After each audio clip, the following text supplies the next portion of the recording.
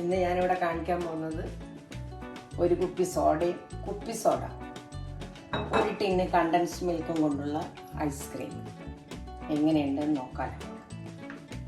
അതെങ്ങനെയാണ് ഉണ്ടാക്കേണ്ടതെന്ന് ഞാനിപ്പോൾ കാണിച്ചു തരാം. കണ്ടൻസ്ഡ് മിൽക്ക് ആദ്യം മിക്സിയിലേക്ക് ഒഴിക്കുക.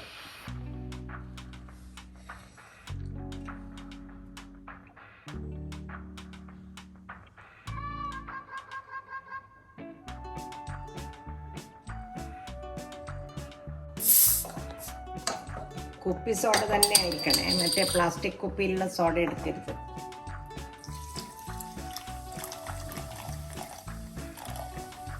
ആദ്യം കുറച്ചൊഴിക്കുക, അല്ലെങ്കിൽ മറിഞ്ഞു പോകും.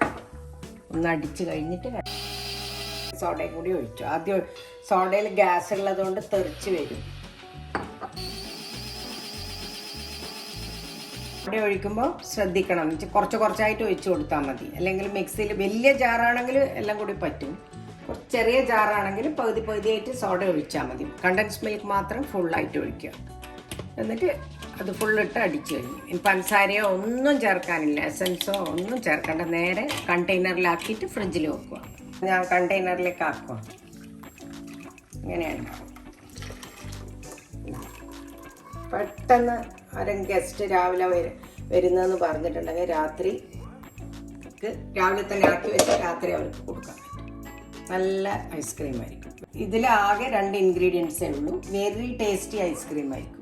കഴിച്ചു നോക്കിയിട്ട് നിങ്ങൾ ഫീഡ്ബാക്ക് ഇടുക. നിങ്ങൾക്ക് കാണിക്കാൻ വേണ്ടി ഞാൻ സെറ്റ് ചെയ്തിട്ട് വെച്ചു.